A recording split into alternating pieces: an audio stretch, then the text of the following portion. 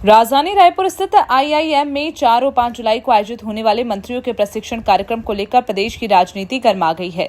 भाजपा और कांग्रेस के नेताओं के बीच इससे लेकर तीखी बयानबाजी शुरू हो गई है। पूर्व मंत्री अजय चंद्राकर ने प्रशिक्षण कार्यक्रम का समर्थन करते हुए कहा कि प्रशिक्षण और आत्मचिंतन जीवन की नियमित प्रक्रिया है।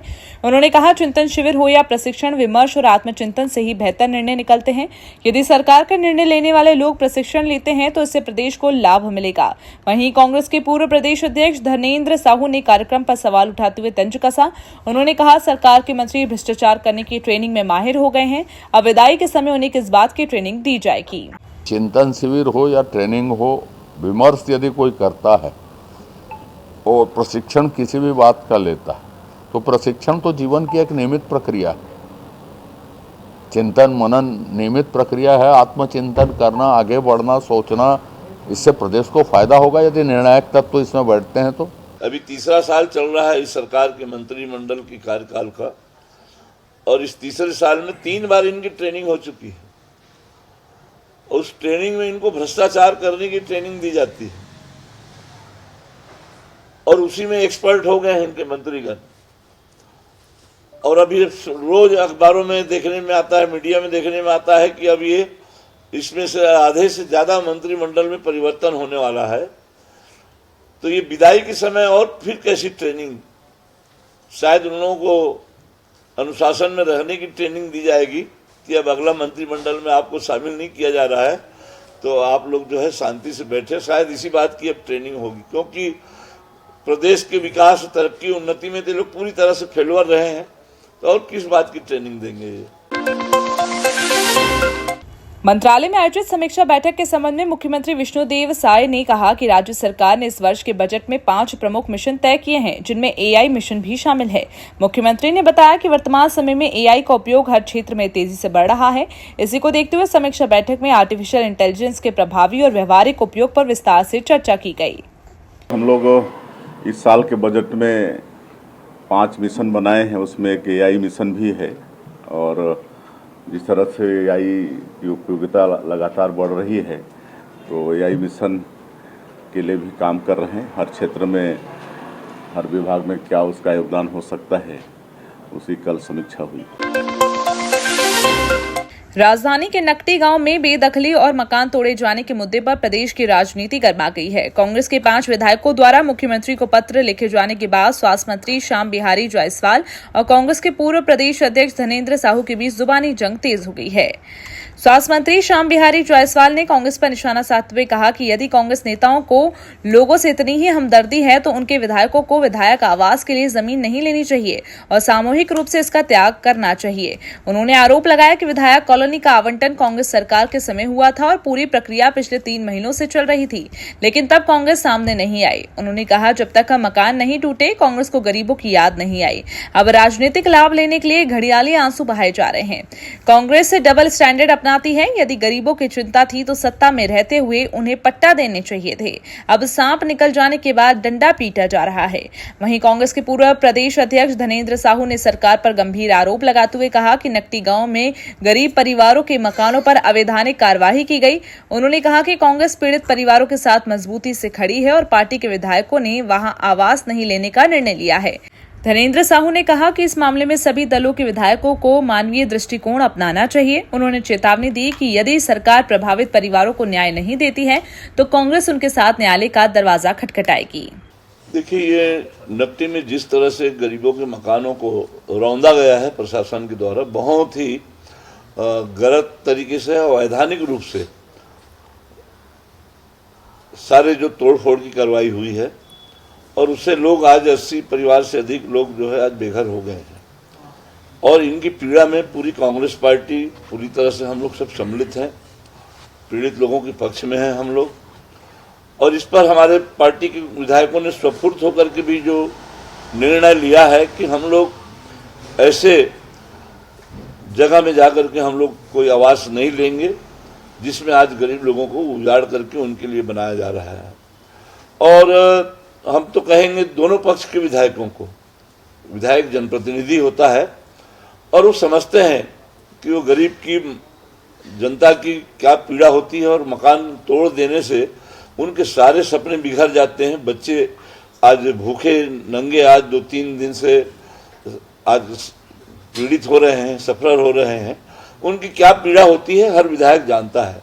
और सभी विधायकगणों से भी हम लोग ये आग्रह करेंगे कि मानवीय दृष्टिकोण से आज इस बात को पूरी तरह से सभी विधायकों को समर्थन देना चाहिए कि गरीबों को रौंद करके जो जगह खाली की गई है, ऐसे जगह में वो लोग भी मना कर दें शासन को कि ये यहाँ पर हम लोग नहीं रहेंगे।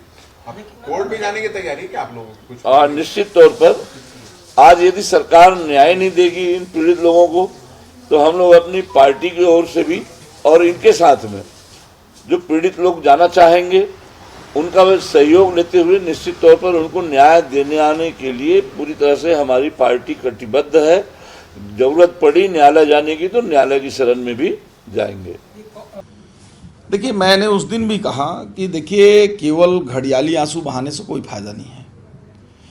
ये अलॉटमेंट कांग्रेस की गवर्नमेंट थी, तब उन्होंने इसको चिन्हित किया था। इसके बाद जब इससे पहले भी एक बार अतिक्रमण हटाने की कार्रवाई का वो हुआ था। इसके बाद 3 महीने से प्रक्रिया चल रहा है, लोगों को नोटिस दिया जा रहा है, खाली करने दिया जा रहा है। तो कांग्रेस उस समय क्यों नहीं आई? जब तक नहीं टूटा था तब तक कांग्रेस को ध्यान नहीं आया, और टूट जाने के बाद उसमें जले पे मिर्ची छींटने चले आए। कांग्रेस केवल और केवल पॉलिटिकल माइलेज के लिए करती है। और जहाँ तक कि चिन्हित जमीन जो नए विधायक हैं उनके लिए आवंटित होना है, तो मुझे लगता है कि यदि इनको ऐसे ही हमदर्दी है तो कांग्रेस के विधायकों को जो सरकार से ज़मीन मिलता है उसको नहीं लेने का वो लिख देना चाहिए सामूहिक रूप से कि हमको ज़मीन नहीं चाहिए। तो ये दोनों स्टैंडर्ड जो है, डबल स्टैंडर्ड कांग्रेस अपनाती है। और अगर सच्चे रूप से उनको हमदर्दी होती उन लोगों से, तो ये इनके ही समय के उस समय बसे थे। ऐसा नहीं कि कोई अचानक अभी 1 साल में बस गए होंगे जैसा उसमें दिखता है। तो उनको इनके जो है जो भू अधिकार हैं, वनाधिकार पत्र हैं, या अन्य माध्यम से जो पट्टा वितरण होता है, ये करना चाहिए था कांग्रेस को। अब केवल और केवल राजनीति के लिए सांप निकल गया डंडा पीट रहे हैं, उससे कोई फायदा है नहीं।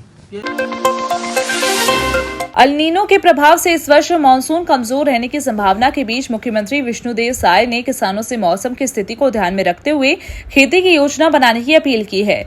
मुख्यमंत्री ने कहा कि मौसम विभाग पहले ही संकेत दे चुका है कि इस बार मानसून कमजोर रह सकता है। इसे देखते हुए राज्य सरकार किसानों को लगातार जागरूक कर रही है। उन्होंने कहा, सरकार किसानों के साथ खड़ी है। किसानों से अपील की है कि वे मानसून की स्थिति को ध्यान में रखते हुए खेती किसानी की योजनाएं बनाएं ताकि संभावित परिस्थितियों का बेहतर ढंग से सामना किया जा सके। बिल्कुल, वो तो किसानों के साथ सरकार है और मौसम विभाग पहले से ही अवगत कराए है कि साल अल नीनो के कारण मानसून थोड़ा कमज़ोर रहेगा। और हम लोग भी कृषि विभाग के माध्यम से किसानों को अवगत करा रहे हैं। उस हिसाब से किसान मतलब अपना खेती बाड़ी का पूरा योजना बनाएं। भाजपा संगठन में डिजिटल सशक्तिकरण पर जोर दिया जा रहा है। इस संबंध में स्वास्थ्य मंत्री श्याम बिहारी जायसवाल ने कहा कि बदलते समय के साथ कार्यकर्ताओं को तकनीकी रूप से दक्ष बनाना जरूरी है। उन्होंने कहा, समय बुलेट ट्रेन की तरह तेजी से आगे बढ़ रहा है। यदि हमारे कार्यकर्ता स्किल्ड नहीं होंगे तो वे लोगों को प्रभावी ढंग से मदद नहीं कर पाएंगे। मंत्री ने बताया कि पार्टी बूथ स्तर तक कार्यकर्ताओं को डिजिटल प्लेटफॉर्म से जोड़ने का अभियान चला रही है। इसका उद्देश्य संगठन को तकनीकी रूप से मजबूत बनाना और सरकारी योजनाओं का लाभ अंतिम व्यक्ति तक प्रभावी ढंग से पहुंचाना है। देखिए, इसमें नफा नुकसान की बात नहीं है, क्योंकि समय बहुत स्पीड से चल रहा है, बुलेट ट्रेन की जैसा, और समय के हिसाब से हर इंसान को चलना ही होगा। केवल भारतीय जनता पार्टी नहीं, हमारे देश के एक एक नागरिकों को डिजिटल इंडिया में, डिजिटल कार्यक्रमों में, डिजिटलाइजेशन के साथ चलना ही चाहिए। और भारतीय जनता पार्टी चूँकि विश्व की सबसे बड़ी पार्टी है और राष्ट्रवाद को लेकर बनी हुई पार्टी है, अंत्योदय के सिद्धांत को लेकर बनी हुई पार्टी है, तो हम चाहते हैं कि अंतिम पंक्ति में बैठे व्यक्ति को भी हर दृष्टि से उसका लाभ मिले। और जब हमारा कार्यकर्ता ही स्किल्ड नहीं होगा, कार्यकर्ता ही हमारा जानकार नहीं होगा, तो हम दूसरों को क्या मदद कर पाएंगे। इसलिए हमारे अपने सारे बूथ लेवल तक के कार्यकर्ताओं को डिजिटल इंडिया से, डिजिटल मिशन से जोड़कर सरकार की जो महत्वाकांक्षी योजनाएं हैं उन सबको आम जनता तक पहुंच सके, उसमें उनकी एक बड़ी भूमिका